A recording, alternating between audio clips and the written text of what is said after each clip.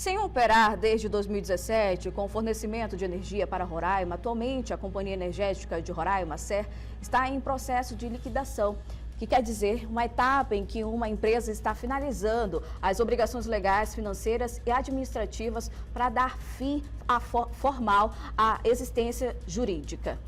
Na segunda-feira, após a recomendação do Ministério Público, a Companhia Energética exonerou 150 servidores, mas com a decisão, com a intervenção da Justiça do Trabalho, que atendeu a um pedido do Sindicato dos Trabalhadores nas Indústrias Urbanas de Roraima, a decisão foi suspensa e a SER teria 5 dias para comprovar o recolhimento integral do FGTS e das contribuições previdenciárias desses trabalhadores. E para falar desse assunto, nós recebemos as pessoas mais afetadas, que estão aqui representando então esse público. Cleibson Ribeiro, Lisomara Braga e Oriedson, que não veio Oriedson Medeiros, mas veio a Andréia Menezes. Eles que são funcionários da SER e foram então comprometidos, tiveram as suas vagas, estão tendo toda essa dor de cabeça e tem essa exigência de vocês por parte também, né, numa questão de direito do trabalhador, que é o recolhimento, a regularização do direito de vocês. Bem-vindos. Obrigado pelo espaço. Nós, trabalhadores da SER, infelizmente nós estamos sendo tratados nesses últimos tempos pelo governo do estado como se fôssemos nada. Essa é a realidade. O governador esqueceu tudo que nós já fizemos pelo estado, tudo que a empresa já fez pelo estado. E nós, funcionários concursados, também, né? Tudo que se tem hoje de energia no estado foi a SER que fez.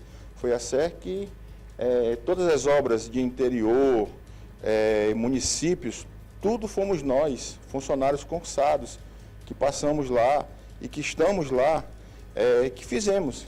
E isso, nesse momento, está sendo deixado de lado pelo governo do estado, infelizmente, e para todos nós, essa situação é uma situação vexatória, calamitosa, tá? Todos os adjetivos ruins que você puder usar para essa nossa situação, eles se enquadram. Na segunda-feira, então, foram exonerados 150 servidores, mas seguem outros também, colaboradores que ainda estão nesse processo também, né? Isso foi mais uma situação vexatória que aconteceu. Segunda-feira nós fomos chamados para uma reunião às 16 horas no Palácio, com a presença do liquidante, o João, e com o chefe da Casa Civil, Flamarion, para nos comunicar que seria feito as rescisões, seriam publicadas essas rescisões. Nós pedimos, eu praticamente implorei para ele, pedindo que ele aguardasse o retorno do presidente da Assembleia, que estava em viagem em outro estado, para que conversasse com o governador e tentasse chegar a um outro caminho, que não esse das demissões.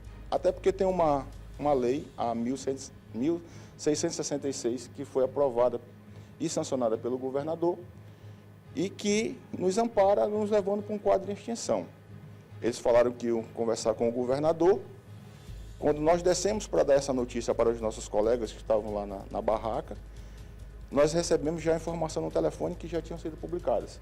Ou seja, não houve conversa com o governador, não houve nada. Promete-se muito e cumpre-se pouco. Essa situação desses 150 que foram demitidos da primeira leva, vamos dizer assim, é uma situação tão vexatória. Fixaram os nossos nomes numa portaria da empresa, com os nossos nomes, CPF completo. Uma exposição desnecessária. E a gente que fica passando por esse vexame. E, infelizmente, é uma situação tão ruim que isso vem abalando o psicológico de todos nós.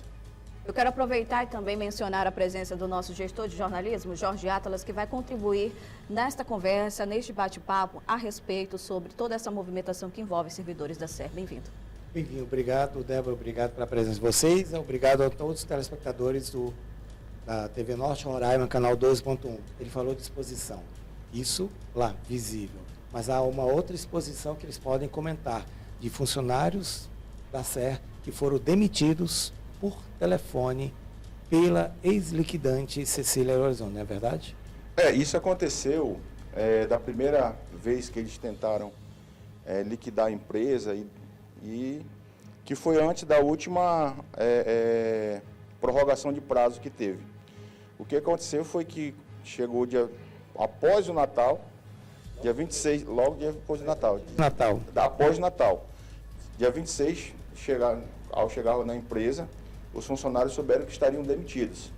E tiveram alguns funcionários, inclusive diretores, que receberam suas portarias via WhatsApp.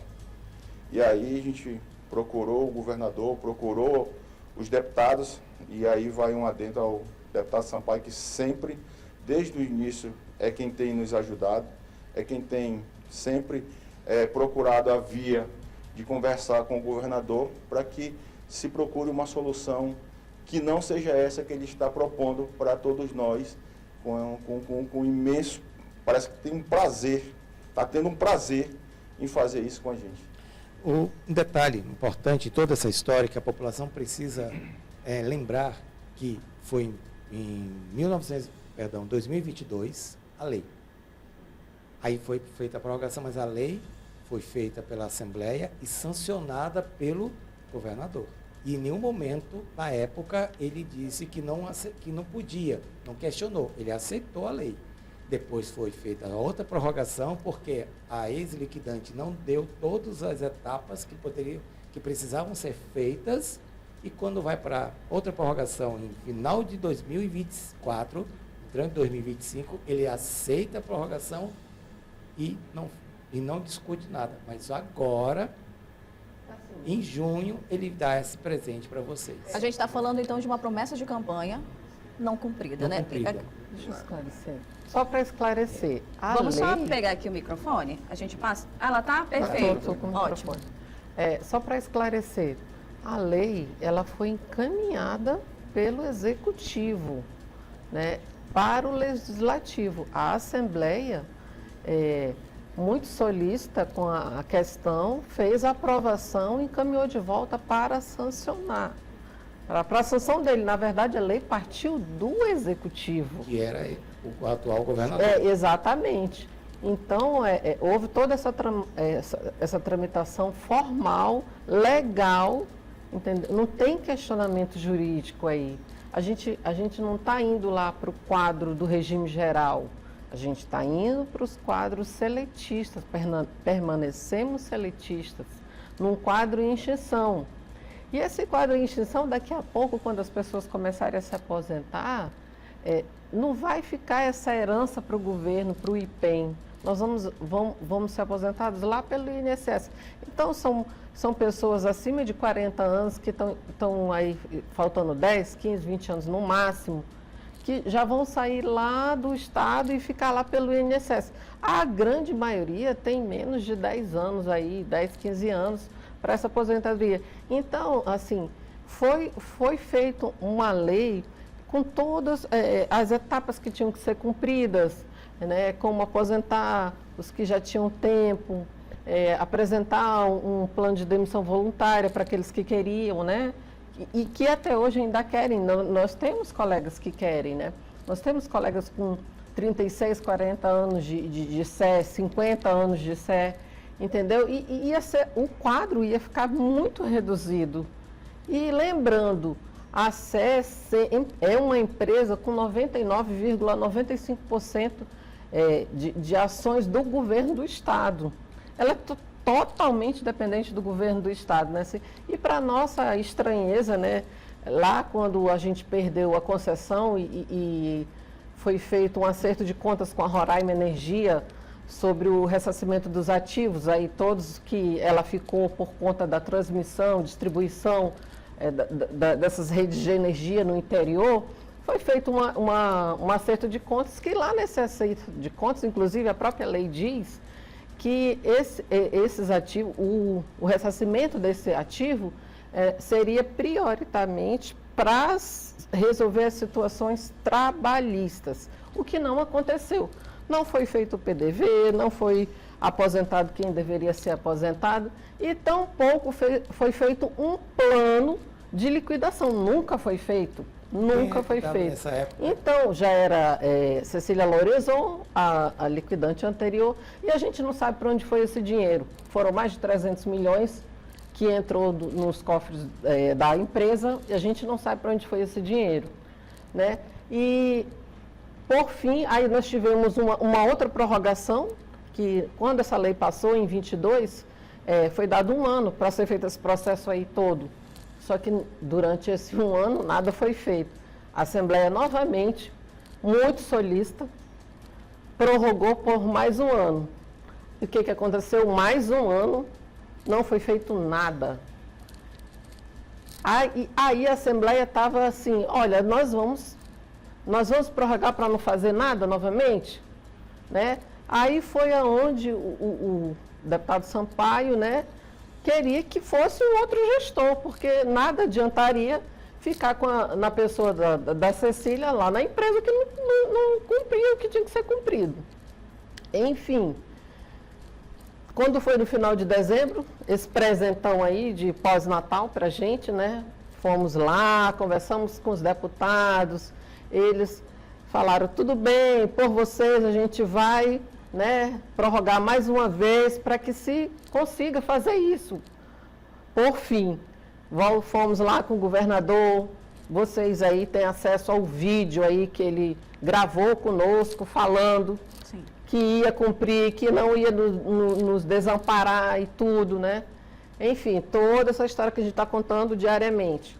E aí se prorrogou mais uma vez. Os deputados preocupados com o início do ano, 3 meses não vão conseguir, colocaram 6 meses, que termina agora, no próximo dia 30. 30, final do mês agora. O que acontece? Esse tempo inteiro a gente manteve um diálogo, né? Só que esse diálogo foi feito assim, com maldade, porque enquanto a gente queria, né, fazer a negociação, fazer o processo tranquilo, transparente, né? Nós temos lá economistas, advogados, contadores, nós lá, funcionários, a gente está aqui para ajudar, vamos montar esse plano.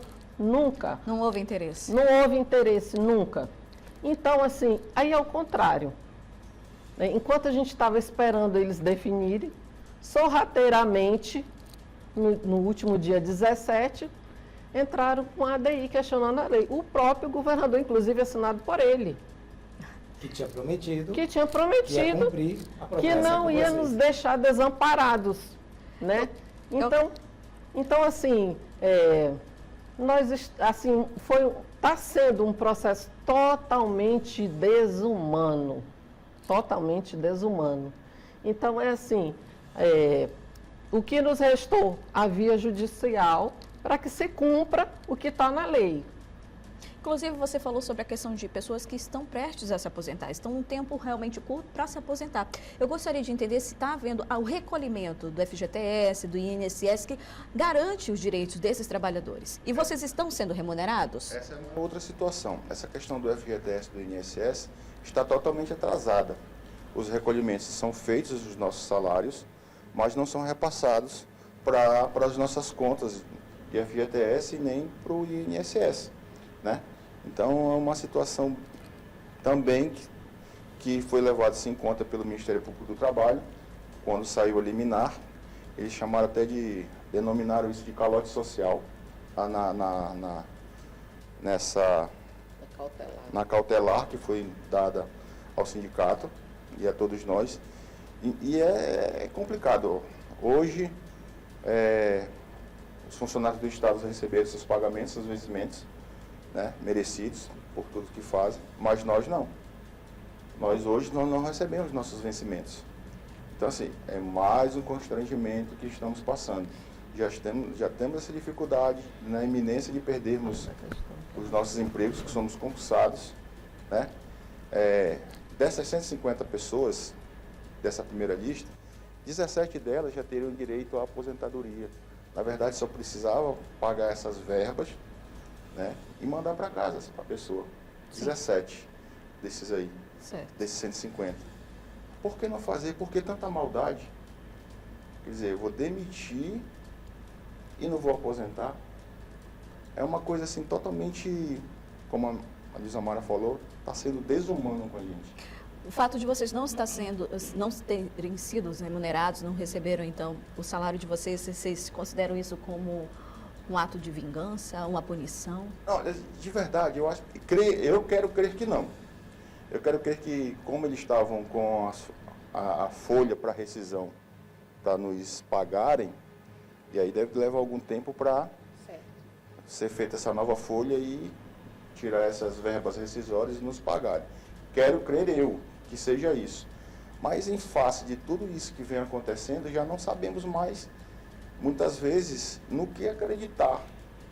Porque não sabemos, como a gente falou, a gente vinha mantendo uma conversação, mantendo um diálogo, pensando no melhor para todos, né? Inclusive para o governo do Estado, porque se ele fizesse uma ação dessa, seria uma propaganda a mais para ele